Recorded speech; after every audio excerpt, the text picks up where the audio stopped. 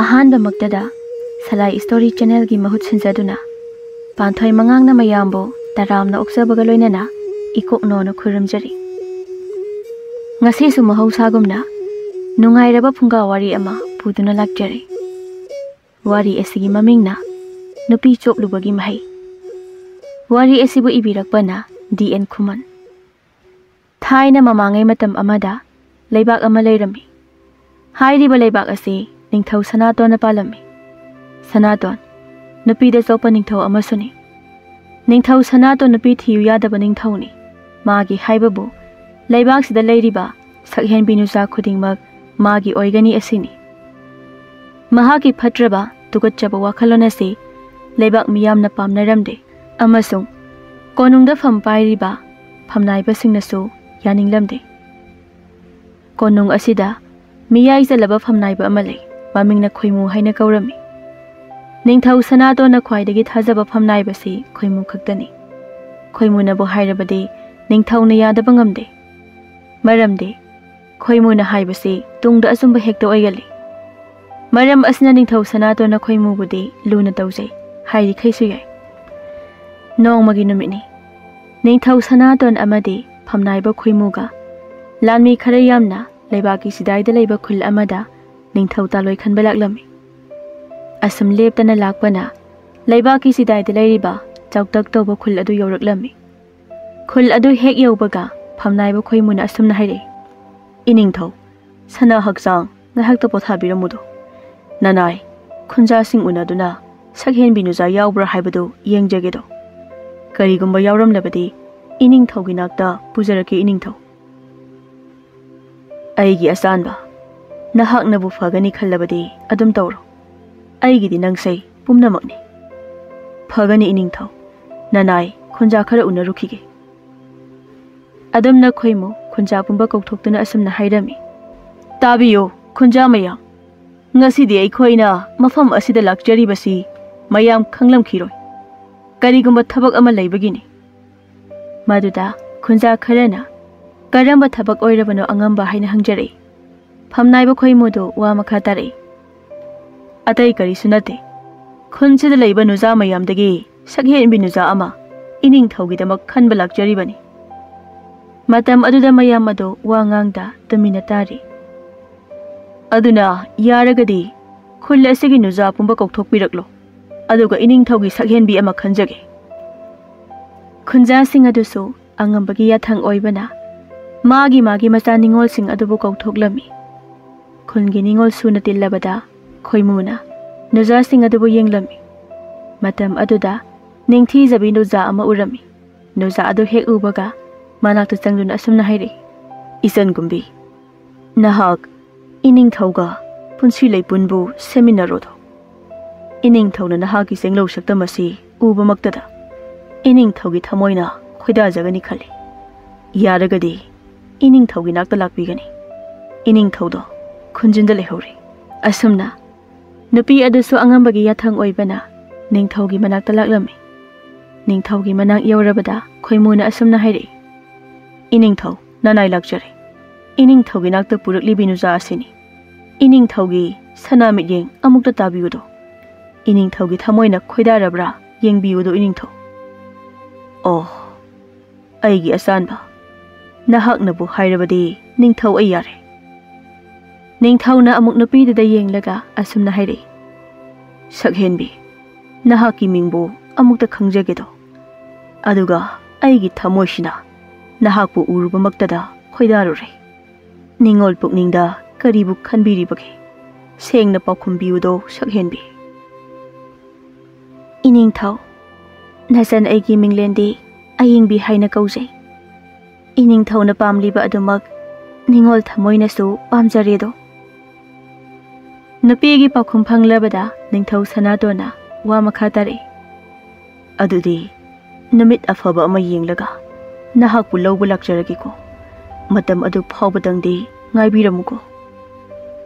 ꯋꯥꯍꯩ ꯈꯔ ꯑꯁꯤ ꯍꯥꯏꯅꯔꯕ ꯃꯇꯨꯡꯗ ꯅꯤꯡꯊꯧꯁꯨ ꯀꯣꯅꯨꯡ ꯄꯥꯡꯂꯛꯂꯝꯃꯤ꯫ ꯑꯃꯔꯣꯝꯗ ꯅꯤꯡꯊꯧ ꯆꯠꯈ꯭ꯔꯕꯗ ꯑꯌꯤꯡꯕꯤꯒꯤ ꯃꯃꯥ ꯃꯄꯥꯅ ꯑꯌꯤꯡꯕꯤꯕꯨ ꯀꯧꯁꯤꯟꯗꯨꯅ ꯋꯥꯔꯤ ꯁꯥꯔꯤ, "ꯏꯃꯥꯒꯤ ꯏꯕꯦꯝꯃ ꯑꯌꯤꯡꯕꯤ, इसाबु निंगथौगी वाफमदो करी खलिबगे इमा होइगिदी इसागी अपांबदुदा लेपकदौरिबनी इमा नचा यारगे खली निंगथौदो मीना फते हाइरबसु ngasi gi magi mawong duna khangba ngami mahak phattaba ningthau nate aduga ima ining thaudo afaba namit amada ai bulo bula ke so hairami nakan amarom dana konung dani ningthau su konung hek yobaga magi asanba phamnai ba khoimu bu koksinduna wari tanari phamnai ba ngasagi sakhen bido ai gabu chanagadrane adubu चानब चानजब नुपी मसानदी याहौरेको इनिंग थौगी तालोय ओइगदौरिबी महक्तो यामना निंगथीजै येंगलिखैसु पेंदेदो मसाना याना इनिंग थौगी तालोय ओइरगे हायौरबदुदी असुमना नुंगाइबा वारी के सादुना लैरी असुमना नोंनिनी हौजिंख्रबा मतुंगदा निंगथौ सनातोना मागी फमनाइबा खोइमोगी मनाक्ता लाक्तोना असुमना हाइरमी फमनाइबा ngasiसे नमिसु फै ताकपिरे अदुना ngasi hekta chatuna aying bibu lawrasi aduna loishinaro lami kharasu loishin haluro aisu loishilukige kuiba yadeko chatawri balamsi shu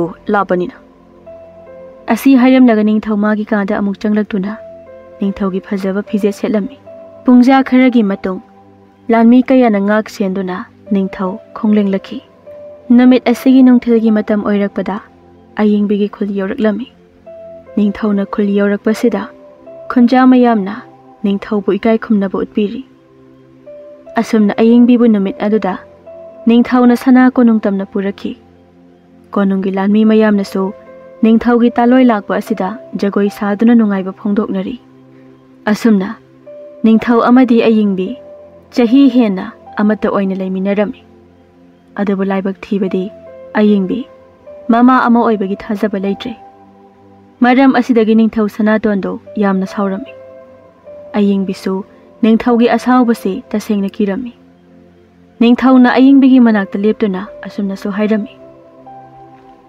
aying bi nahak warauno ningthau aigide lepkhiba phiremna aroibani aigi isa piba ngamlaroin hakna maram aduna ngasidagi khudaksidagi nahak nayumda hankro ningthaugi sagai di mutpa yaroi aduna atopa taloi ama thiraga leiminarake aying bidi karibu hairugani masa ama phawu yawba ngamdrabada ningthauda karibu khumlugani khudak aduda ikai nusi yanaraduna aying bi konung thadoktuna chatkirami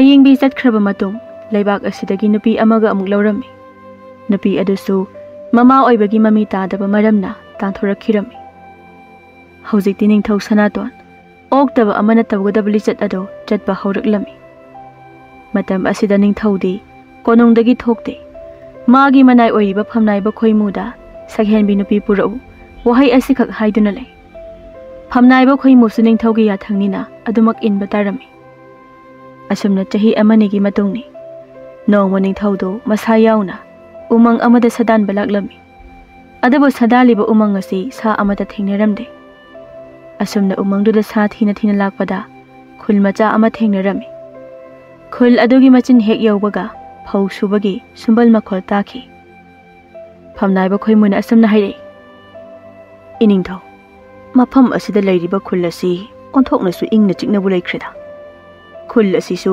पिक्तक तौरगा Mughal यामना लै इनिंगथौ फमनाइबा Ningthou इसासु खलमलिबनी अदुबु खुलसिदा ngahak changlusi haibabu khunja kharasu unaraksi famnaiba asumna khul aduda changlaklami ningthau lanmi mayam lakpa aduda khunja kayade ngakpana loikhirami ningthau lakpa ubada khunja mayamna ningthau bu taram taram okjari nakal amadana khul aduda mamit udrabi nupi amasule mahaki mingna yaisna haina kaurami yaisna magi mama mapadi leikhidre maboka leiminabani abo abok si waram nani ko nasu mitang bi aiga leiminabase nongmata aboki mateng so pangba ngamjade buboki susu adumna haiba haunadi abokni hinglibase isuginine kanadese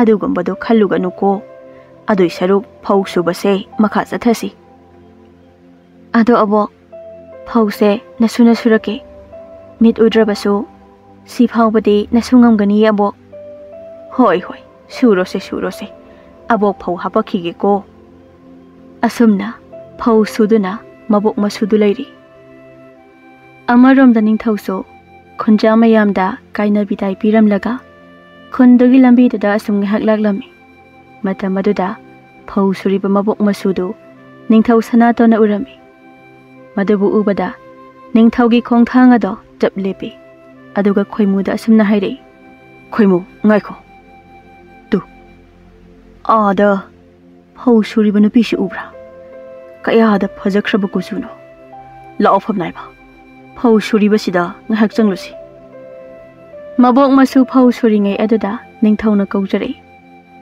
abok kaino aduk ahan oiraba phauba phau suriba dubo yaisnagi mabok adu phat laithoktuna yengle yaisnana amu asumna hangle abok kana no lakliba dubo abok laibak sigi ningthaune asumna mabokna haire ningthauna marak thatuna abok isan ga abokana phau subase nasu sujaramge wana bani abok asi hairaga manai amani thajinduna phau suhale manai singna phau suringai ningthaudi yaisna da munna yengduna le karigidi leiroi karigidi yengningloi phajabagi lairembi haibado adu phau maithiba nangadauba yaisna gi saktamni mong hadraba maithongni ingtapi wahaini ningthauna adamna yenglingai yaisna gi mabokna asumna hairi ining thaubo aikhoigi khunsida chumna laklibra natraga kari thabakino abo nasuda ining thau haina kawiganudo aibusu nasumakni khanbiudo abo nasu aikhoisu abo hoigi khun manaki umangshida sadan balakjabani adubu sa amata thengnadre maram aduna abo hoigi khunsida chumna changjarakpani ado abo ki isugi mingbu kari kawbagi abo isu ningthau nachan sigi mingbudi yaisna kawi oh yamna phajai mingse ado abo isan sibu mit udraba haibadura isu ningthau nachan sigi mingbudi yaisna kawi oh yamna phajai mingse ado abo isan sibu mit udraba haibadura isu ningthau isu nupi se poglakpadagi laigi nongdamna asumna oikhibani do haujikti magi ni haibada kana su leitre abok natana abok adugi damak kari su khalurano nasusu angamba mateng pangjage adudi abok ekhoi su halagi nongma amuk lakjage abok namit asidagi hauna ningthau sanaton yaisnagi khunda toina laki adudagi yaisnaga su ningthauga asum nungsinaraki ningthauna yaisnabu thawai hakjang yauna nungsiki asumna ningthauna yaisnabu lawki yaisnana ningthau sanatongi oirabada phamnaiba khoimusu penjai yaisnana pamdaba yadaba amata ningthauna taramde asumna lairakpana yaisna amadi ningthau chahi helaki adabu yaisna di mama oibagi khudam phangki mama oibagi khudam phangba asi ningthau sanatonadi khangjaramde phana yamna nungsikiba yaisna do haujikti ningthauna misai athi ba chaiba horaki he mitangbi nahak se hingjabini maram haibabu chahi helafau mama oijibadune ningthau aina phanyam nungsirabasu aigi sagagi lamjing maira piba ngamloidabi nangdi aina nungsiba ngamoi aduna ngasimak nakhul mai kai pangkho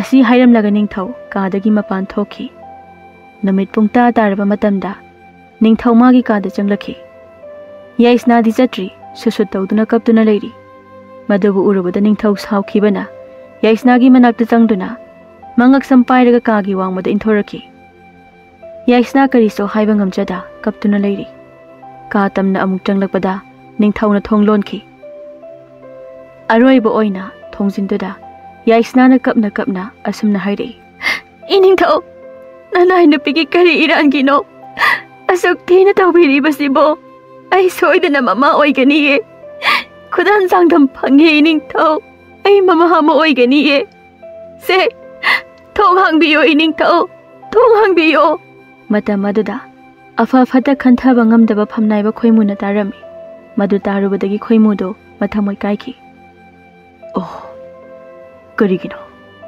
nahan khaidi minungsi khanglamdaba ise leima yaisna na kapatabada thamoi karibasibo fare ai ngasidagi amuk khana fattaba thabak torroi ngasi haiba numitagi migi mateng pangduna leirake aina tawkhiba aranba kayaduna miyoi kayagi thamoi su kairamgani ko sana lupa pamlubana ningthauna haiba khuding yarubani ko fare aina leima yaisnagi awaba ase kokpigani masina aina tawkhiba aranba kayado kokpoijage ko ase khanduna konongda leiriba nupi amanida phamnaiba khoimuna leima yaisnabu mafam chana pothafam semduna ngasi ahingsi pothahalu hairami nupi sing adunasu yaisnabu makhut samduna purakhi ahing ado thamoi kaiba puba thangba ngamloidaba polumlakta pothakhi mathangi numini anganba ayu aduda phamnaiba khoimugi aronba lanmi khara haibade khoimuna marak marak sel piduna magi thabak tawhanba lanmi khara khoimuna kauthori khoimusu ningthaugi manakta changlaktuna leima yaisnabu punaba hairamlaga konungdagi yaisna puthorakhi yaisna kapna khoimu amade magi lanmi singduga lakminarami asam laklaba matungda khoimugi khunda yaisnabu puraklami khoimuna mangolda karaga magi nupibu kauthoklami aduga magi nupida asumna hairami taribra sana nupi ase aigi marup amagi nupini aigi marup su aiga punna konungda leibani adubu marup to atopa leibakda thabak chatkibadagi halakhidre marup tuna halakriba phawbadi yumsida nachin nanawgum leiminoko nakhoigi awat apa ama hek leibaga aingonda hairo aduga mangonda thabak suanba yaroi phare ai chalake aigi lanmi nungtigi nogi awat apa yengsinba tharakani ko ai chaluki asi hairamlaga khoimu konung maikei pangkhirami konung yorabada phamnaiba khoimuna asumna ningthauda hairami iningthau leima yaisna konungdagi thindok-lurabani iningthaugi mathakta machinga khummadana iningthaugibu kari watkani sakhen binuja ama amuk thiraga loire achumbani phamnaiba nahaki wafamse adubo ai matam kharadi taloi thikhiroi apamba nuja leibaga aigi oigani haujikti ningthau ado nupida adugi matik chopa ningthau oirakhi asumna tha khara haujingkhraba matungni yaisna khoimugi nupi sanabu kaujare ita sana tariba sana amukta lakbiyo ai isase karino ama tawre sana su yaisna kaurak patabudada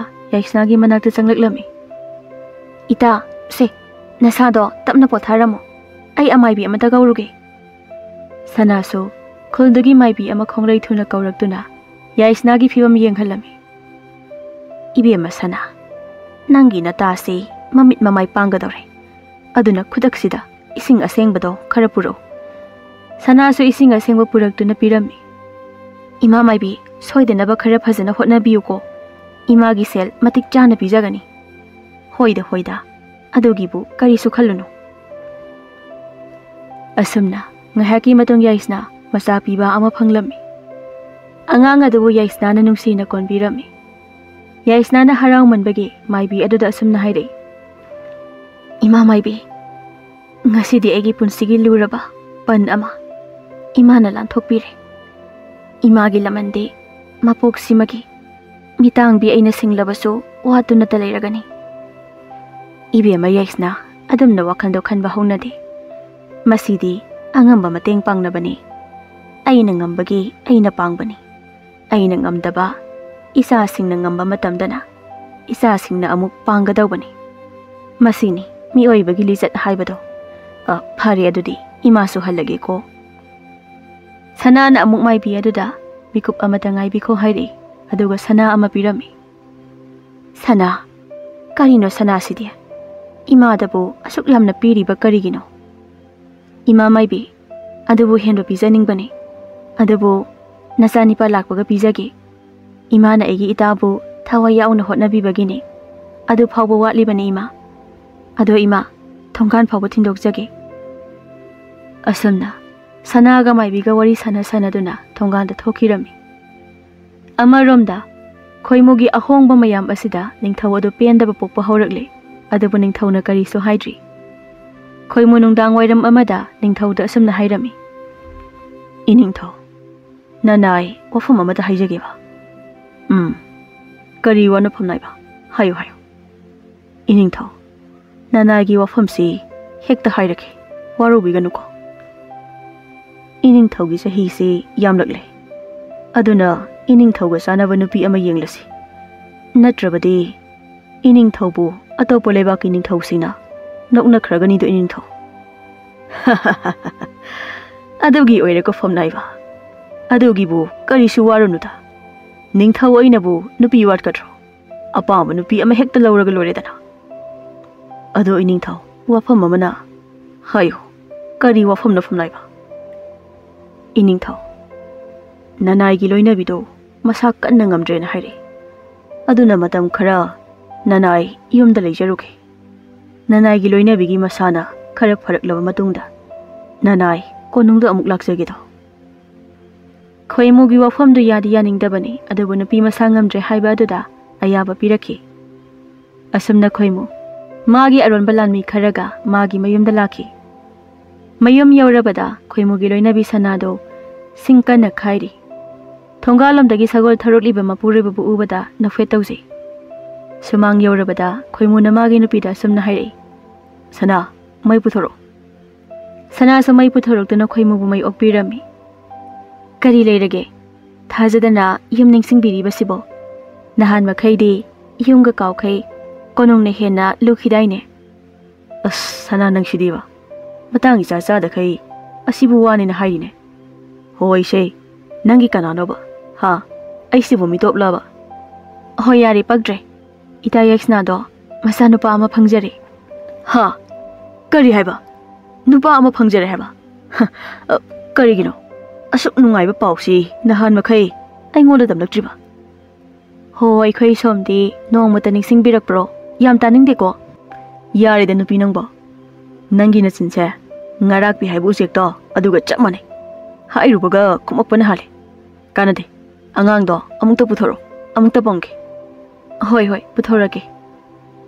Asi hairam laga sana angang loba changki. Khoimu na angang pamning libasi atagi natte. Makhoigi samasa amata pokte maramdunani. Sana so angang pamduna thoglei. Ho angang haido sida leire. Karai. Oh angang sidi onthoknabu nungsikreda. Angang sigi mamingna kari thonbikraba. Aduga mamadi. Asumni hek haibaga yaisna so makhut aniduna maraga thongsilamda thoglakliba urami. Madu urubada khoimu mathamo yamna kairami. Khoimu na magi napida yaisna thoglakpadu taktuna puthokhale. Yaisna na khoimu da asumna haire. Ibung saklaba. Nahaki thauzandagi ngasidi ahigisu nungsiba isa ama phangjare. Pumnamak ase nahaki thauzanane. Mapoksi magi nahaki lamandi tonsinduna lehauragani. Asi hairaga kapjarami. Adamna khanganuko. Nahakse aina mitopni haina khande. Kappagi mahut se angang silaknaduna leho. Ai pukhridagi nga pharaki. Nga thongaga hauna jasiko. Asi hairamlaga khoimu pukhridagi nga pharami. Aduga nga adu semduna nungdangi thongba hokre. Asumna tha animo khoimu yumda leiramlaba matungda konungda amuk chatuna leibaki thabak thoram yaurami. Ningthauna khoimu bu kawraklaga asumna haire. Khoimu nahan khai nang leitabada ningthau ai tawphum khangdrabani. Ngasidi aigi leibak asidagi sakhen binu jabu pura udo. Nahaki awaman ningthau aina pigani. Khoimu su hoi hairami. Adudi nanai chajarake. Asumna khoimu chatkrabada okta ningthau adu nokcha hauri. Amaramda khoimudi kaithendagi asa athak leiraga mayumda oina lagduna ꯌꯥꯏꯁꯅꯥ ꯑꯃꯗꯤ ꯁꯅꯥꯒ ꯃꯈꯣꯏ ꯄꯨꯟꯅ ꯑꯍꯥꯎ ꯑꯊꯨꯝꯁꯤꯡꯗꯨ ꯆꯥꯗꯨꯅ ꯂꯩꯔꯝꯃꯤ꯫ ꯅꯨꯃꯤꯠ ꯇꯥꯔꯝꯗꯥꯏ ꯃꯇꯝꯗ ꯀꯣꯅꯨꯡꯗ ꯍꯟꯈꯤ꯫ ꯏꯅꯤꯡꯊꯧ, ꯉꯁꯤꯗꯤ ꯅꯨꯆꯥ ꯑꯃꯠꯇꯕꯨ ꯐꯪꯂꯛꯇ꯭ꯔꯦꯗꯣ꯫ ꯑꯗꯨꯝꯅ ꯑꯣꯏꯗ ꯄꯥꯗꯕ ꯍꯥꯏꯗꯨꯅ ꯈꯣꯏꯃꯨꯅ ꯅꯨꯄꯤꯁꯤꯡꯒꯤ ꯄꯨꯟꯁꯤ ꯀꯟꯕ ꯍꯧꯈꯤ꯫ ꯅꯤꯡꯊꯧꯅ ꯍꯥꯏꯕꯗꯗꯤ ꯍꯣꯏ ꯍꯥꯏꯒꯅꯤ, ꯑꯗꯨꯒ ꯅꯨꯄꯤ ꯐꯪꯉꯛꯇꯦ ꯍꯥꯏꯅ ꯍꯦꯛꯇ ꯈꯨꯝꯃꯤ꯫ ꯑꯁꯨꯝꯅ ꯍꯧꯈꯤꯕꯅ ꯆꯍꯤ 10 ꯍꯧꯖꯤꯜꯂꯛꯂꯕ ꯃꯇꯝ ꯑꯁꯤꯗꯅ ꯍꯦꯟꯅ ꯐꯠꯇꯕ ꯋꯥꯈꯜ ꯌꯥꯝꯅ ꯈꯟꯕꯁꯨ ꯍꯧꯔꯛꯂꯤ꯫ ꯑꯗꯨꯒ ꯅꯨꯄꯤ ꯑꯉꯥꯡꯗ ꯐꯠꯇꯕ ꯊꯕꯛ ꯇꯧꯕꯁꯨ ꯍꯦꯜꯂꯛꯂꯤ꯫ ꯑꯗꯨꯕꯨ ꯃꯁꯥꯒꯤ ꯑꯣꯏꯕ ꯇꯥꯂꯣꯏ ꯑꯃ ꯂꯧꯒꯦ ꯍꯥꯏꯕ ꯋꯥꯈꯜꯗꯤ ꯈꯟꯗꯦ꯫ ꯃꯔꯝ ꯑꯁꯤꯗꯒꯤ ꯅꯤꯡꯊꯧ ꯁꯅꯥꯇꯣꯟꯕꯨ ꯍꯥꯠꯅꯕ ꯊꯧꯔꯥꯡ ꯇꯧꯕ ꯍꯧꯔꯛꯂꯤ꯫ ꯅꯣꯡꯃ ꯅꯤꯡꯊꯧ ꯈꯣꯡꯂꯣꯏ ꯀꯅꯥ ꯌꯥꯎꯗ ꯃꯇꯣꯝꯇ ꯑꯗꯨꯝ ꯂꯥꯛꯄꯗ ꯇꯨꯔꯦꯜ ꯑꯃ ꯌꯧꯔꯝꯃꯤ꯫ ꯇꯨꯔꯦꯜ ꯑꯗꯨꯗ ꯀꯨꯝꯗꯨꯅ ꯃꯁꯥ ꯆꯥꯝꯊꯣꯛꯂꯝꯃꯤ꯫ ꯆꯥꯝꯊꯣꯛꯄ ꯂꯣꯏꯔꯕꯗ ꯅꯤꯡꯊꯧ ꯑꯗꯣ ꯇꯨꯔꯦꯟꯗꯒꯤ ꯀꯥꯔꯛꯏ꯫ ꯃꯇꯝ ꯑꯗꯨꯗ ꯏꯁꯪ ꯊꯥꯡꯕ ꯅꯨꯡ ꯑꯃꯗ ꯅꯦꯠꯂꯨꯕꯗꯒꯤ ꯈꯣꯡꯐꯝ ꯆꯥꯍꯧꯗꯅ ꯇꯨꯁꯤꯜꯂꯝꯃꯤ꯫ ꯇꯨꯁꯤꯟꯕ ꯑꯗꯨꯗ ꯅꯨꯡ ꯑꯃꯗ ꯃꯀꯣꯛ ꯑꯗꯨ ꯌꯩꯈꯤꯕꯗꯒꯤ ꯋꯥꯈꯜ ꯃꯥꯡꯗꯨꯅ ꯇꯥꯔꯤ꯫ ꯇꯥꯟꯖꯥ ꯑꯗꯨꯗ ꯁꯤꯡ ꯆꯟꯕ ꯂꯥꯛꯂꯤꯕ ꯅꯍꯥ ꯑꯣꯏꯔꯤꯕ ꯅꯨꯄꯥ ꯃꯆꯥ ꯑꯃꯅ ꯏꯁꯤꯡ ꯈꯧꯔꯥꯡꯕꯗꯒꯤ ꯇꯨꯔꯦꯟ ꯑꯗꯨꯗ ꯂꯥꯛꯂꯝꯃꯤ꯫ ꯃꯇꯝ ꯑꯗꯨꯗ ꯏꯅ ꯄꯨꯡꯉꯥꯡꯉꯥꯡꯕ ꯃꯈꯩ ꯂꯩꯃꯥꯏꯗ ꯇꯥꯗꯨꯅ ꯂꯩꯔꯤꯕ ꯅꯤꯡꯊꯧ ꯑꯗꯨ ꯎꯔꯝꯃꯤ꯫ ꯅꯨꯄꯥ ꯑꯗꯨꯅ ꯊꯨꯅ ꯆꯪꯂꯛꯇꯨꯅ ꯃꯀꯣꯛꯇ ꯇꯩꯔꯤꯕ ꯏ ꯃꯌꯥꯝ ꯑꯗꯨꯕꯨ ꯏꯁꯤꯡꯅ ꯆꯥꯝꯊꯣꯛꯂꯝꯃꯤ꯫ ꯏꯁꯤꯡꯅ ꯃꯀꯣꯛꯇ ꯆꯣꯠꯂꯨꯕꯗꯒꯤ ꯅꯤꯡꯊꯧ ꯋꯥꯈꯜ ꯈꯔ ꯇꯥꯔꯛꯈꯤ꯫ ꯃꯃꯤꯠ ꯑꯗꯨ ꯄꯥꯡꯊꯣꯔꯛꯄꯗ ꯅꯨꯄꯥ ꯃꯆꯥ ꯑꯃꯅ ꯃꯥꯕꯨ ꯂꯥꯏꯀꯠꯅꯔꯝꯂꯤꯕ ꯑꯗꯨ ꯎꯔꯝꯃꯤ꯫ ꯅꯤꯡꯊꯧꯅ ꯁꯣꯔ ꯁꯥꯡꯅ ꯍꯣꯟꯗꯨꯅ ꯑꯁꯨꯝꯅ ꯍꯥꯏꯔꯝꯃꯤ, ꯅꯨꯄꯥ ꯃꯆꯥ, ꯅꯍꯥꯛꯅ ꯑꯩꯒꯤ ꯃꯥꯡꯂꯝꯂꯒꯗꯧꯕ ꯊꯋꯥꯏꯁꯤ ꯀꯟꯕꯤꯔꯦ꯫ ꯑꯩ ꯂꯩꯕꯥꯛꯁꯤꯒꯤ ꯅꯤꯡꯊꯧꯅꯤ꯫ ꯅꯍꯥꯛꯅ ꯑꯩꯕꯨ ꯀꯟꯕꯤꯕꯒꯤꯗꯃꯛ ꯅꯍꯥꯛꯅ ꯑꯄꯥꯝꯕ ꯍꯥꯏꯌꯨ, ꯑꯩꯅ ꯂꯣꯏꯅ ꯄꯤꯒꯅꯤ꯫ ꯍꯥꯏꯅꯤꯡꯕ ꯂꯣꯏꯅ ꯍꯥꯏꯌꯨ ꯅꯨꯄꯥ ꯃꯆꯥ꯫ ꯅꯤꯡꯊꯧ ꯑꯣꯏꯕ ꯄꯥꯝꯂꯕꯁꯨ ꯑꯣꯏꯍꯟꯒꯅꯤ꯫ ꯑꯩꯅ ꯋꯥꯁꯛꯂꯤꯕ ꯑꯁꯤꯅꯤ꯫ ꯏꯅꯤꯡꯊꯧ, ꯅꯆꯥꯗꯤ ꯀꯔꯤꯁꯨ ꯄꯥꯝꯖꯗꯦ꯫ ꯑꯩꯕꯨ ꯄꯣꯛꯄꯤ ꯏꯃꯥꯅ ꯃꯤꯒꯤ ꯃꯔꯟ ꯄꯥꯝꯒꯅꯣꯅ ꯍꯦꯛ ꯍꯦꯛ ꯇꯥꯛꯄꯤ꯫ ꯏꯃꯥꯒꯤ ꯃꯌꯥꯊꯪ ꯉꯛꯆꯕ ꯃꯆꯥꯅꯤ ꯑꯩꯗꯤ꯫ ꯑꯣ, ꯑꯣꯟꯊꯣꯛꯅꯁꯨ ꯅꯨꯡꯁꯤꯈ꯭ꯔꯦꯗ ꯅꯍꯥꯛꯀꯤ ꯋꯥꯍꯩ ꯋꯥꯇꯥ ꯑꯁꯤꯗꯤ꯫ ꯑꯗꯣ ꯅꯨꯄꯥ ꯃꯆꯥ, ꯅꯍꯥꯛꯄꯨ ꯀꯔꯤ ꯈꯨꯟꯗꯒꯤꯅꯣ? ꯏꯃꯥꯒꯤ ꯃꯃꯤꯡ, ꯏꯄꯥꯒꯤ ꯃꯃꯤꯡꯅ ꯀꯔꯤ ꯀꯧꯕ? ꯑꯗꯨꯒ ꯏꯆꯥꯒꯤꯅ ꯀꯔꯤ ꯀꯧꯕꯅꯣ? ꯏꯄꯥꯒꯨꯝꯕ, ꯅꯆꯥ ꯑꯩ ꯃꯐꯝꯁꯤꯗꯩ ꯈꯔ ꯆꯠꯂꯒ ꯂꯩꯕ ꯈꯨꯜ ꯃꯆꯥ ꯑꯃꯗꯒꯤꯅꯤ꯫ ꯑꯩꯒꯤ ꯃꯤꯡꯅ ꯂꯝꯉꯥꯟꯕ ꯀꯧꯖꯩ꯫ ꯑꯗꯨꯒ ꯏꯄꯥꯕꯨꯡꯗꯤ ꯃꯁꯛ ꯃꯃꯤꯡ ꯈꯪꯖꯗꯦ꯫ ꯑꯗꯨꯒ ꯑꯩꯕꯨ ꯄꯣꯛꯄꯤ ꯏꯃꯥꯒꯤ ꯃꯤꯡꯅ ꯌꯥꯏꯁꯅꯥ ꯀꯧꯖꯩ꯫ ꯌꯥꯏꯁꯅꯥ ꯄꯜꯂꯛꯄ ꯑꯗꯨꯗ ꯅꯤꯡꯊꯧ ꯁꯅꯥꯇꯣꯟꯗꯣ ꯀꯣꯛꯇꯒꯤꯅ ꯇꯣꯟ ꯐꯥꯎ ꯇꯨ ꯆꯨꯡꯈꯤꯕ ꯈꯪꯍꯧꯗꯦ꯫ ꯑꯗꯨꯒ ꯅꯨꯄꯥ ꯑꯗꯨꯗ ꯑꯁꯨꯝꯅ ꯍꯥꯏꯔꯛꯏ, ꯏꯆꯥꯅꯨꯄꯥ, ꯍꯥꯏꯌꯨ, ꯅꯍꯥꯛꯀꯤ ꯏꯃꯥ ꯍꯧꯖꯤꯛ ꯀꯔꯤ ꯇꯧꯔꯤꯕꯒꯦ? ꯌꯨꯝꯗ ꯂꯩꯍꯧꯕ꯭ꯔꯥ? ꯊꯕꯛ ꯆꯠꯈꯤꯕ꯭ꯔꯥ? ꯅꯤꯡꯊꯧꯅ ꯍꯪꯂꯤꯕꯁꯤ ꯃꯍꯥꯛꯀꯤ ꯆꯤꯡꯅꯔꯤꯕ ꯑꯁꯤ ꯀꯣꯛꯅꯕꯅꯤ꯫ ꯏꯅꯤꯡꯊꯧ, ꯑꯩ ꯅꯤꯡꯊꯧꯅ ꯃꯔꯛ ꯊꯠꯂꯦ꯫ ꯏꯆꯥꯅꯨꯄꯥ, ꯏꯅꯤꯡꯊꯧ ꯀꯧꯒꯅꯨ, ꯄꯥꯕꯨꯡ ꯍꯥꯏꯅ ꯀꯧ꯫ ꯍꯥꯏꯔꯣ, ꯃꯈꯥ ꯇꯥꯔꯛꯎ ꯏꯆꯥꯅꯨꯄꯥ꯫ ꯄꯥꯕꯨꯡ, ꯑꯩꯒꯤ ꯏꯃꯥꯗꯤ ꯊꯕꯛ ꯁꯨꯕ ꯉꯝꯗꯦ꯫ ꯏꯃꯥꯗꯣ ꯃꯤꯠ ꯑꯅꯤꯃꯛ ꯎꯗ꯭ꯔꯦ꯫ ꯌꯥꯔꯦ ꯏꯄꯥꯒꯤ ꯂꯝꯉꯥꯟꯕ, ꯃꯈꯥ ꯇꯥꯔꯒꯅꯨ꯫ ꯄꯥꯕꯨꯡ, ꯀꯔꯤꯒꯤ ꯀꯞꯂꯤꯕꯅꯣ?